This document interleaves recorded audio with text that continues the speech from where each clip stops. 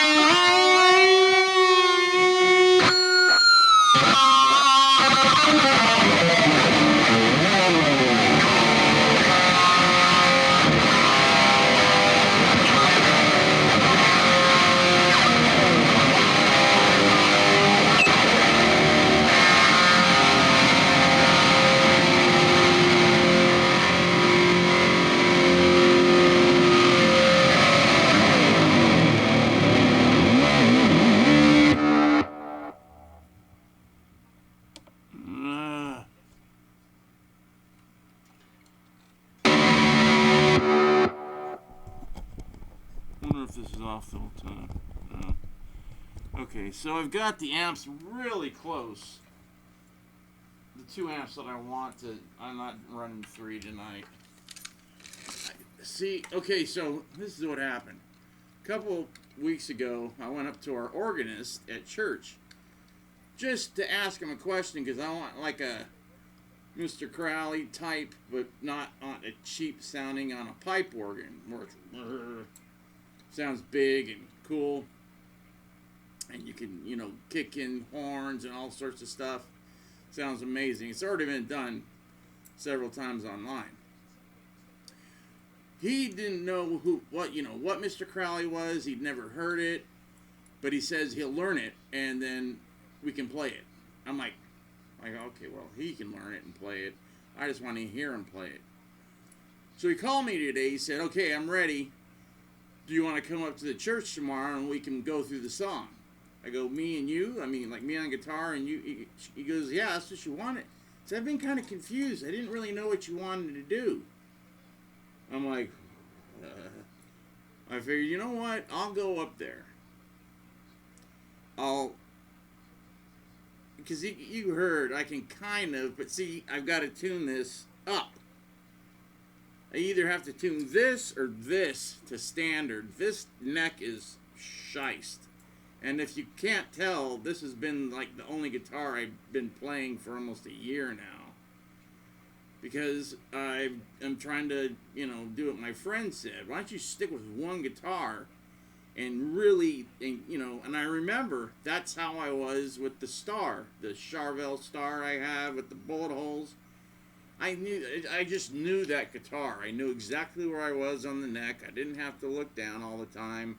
I knew how to, I could hit stuff, the volume. I could do stuff without looking. I knew where everything was because it was a part of me. I'd played it constantly for almost 10 years.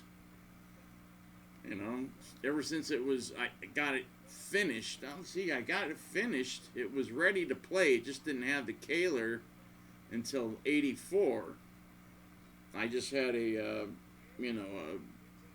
Fender trim that I didn't, I didn't use the bar on it, or did I? No, it was one that went through the body because they plugged the holes and when they painted it, because the guy who painted it was a dude who did motorcycles, and so it's really heavy duty. It's fall. I've kicked it. I've dropped it on the stage and kicked it out into the audience, and people have just ripped all the strings off, and my roadies went and got it and brought it back, and it wasn't just put string back on, and it was perfect. It was ready to go. Anybody that says anything bad about it, but see, I had, what's his name? I can't remember his first name. Mr. Kaler. He put that on my guitar. I had like the fourth or fifth one put on. Not because, just because I knew Craig Turner. Because Craig had one on his White Star. And God. We stopped talking for a while just because, he went to MIT or whatever, and he became, a professor of guitar or whatever the hell, and he taught guitar there, and his band played there, and it, they did a whole, it's online, and I don't think it's called Network, I think it's called Highlander, and it's Drew on drums and Craig Turner with a lot of hair, a ton of hair. Last time I saw him, he had, he was losing it. I'm trying to think. Oh, Klaus Mines. So Klaus Mine, but blonde and not puffy, like, kind of. So it was, wow, that's a lot of hair. But this is like the end of the '80s, and they just grabbed a guy from the vocal department at MIT, whatever, and made the video. Look it up on YouTube. It does not show how incredible Craig was, because Craig was an amazing guitar player. I used to just sit when him and Drew and their bass player, the Poodle guy, he had a poodle named Bruffy. I said, "Here, Poodle, here Bruffy," and he's like, "A few, man, a few." And so, hey, it's cool. I hooked him up with a chick that I knew was, because she was like all over me, and then I'm like, this chick's crazy. Plus, I think she's like trying to nail half of Hollywood. So I just kicked her to the curb, and she got really mad because nobody does that to her. She was beautiful. Her name was Candy something. She was gorgeous. Gorgeous! And I told, like 3 of my friends, go get that girl and bring her to me. So I want to talk to her after the show. And she's like, oh, and I'm like, yeah. She goes, well, what are we going to do? I go, let's go back to my place. She goes, okay. I'm like, that was pretty easy. I go, this is kind of crazy. I just want to know, I want to know how old you are, because I don't want to get in trouble. I've got, I seem to attract very young girls. There's a lot of young girls, and they had fake IDs. And, I'm not an expert. I was usually, halfway to Ville. And she said, well, this is my ID to get into clubs, 26. And this was her real ID, 16. I couldn't believe it. If someone said, that chick's 16, I would go, there's no way she's 16. She's in her 20s. I mean, she was beautiful. She just looked older than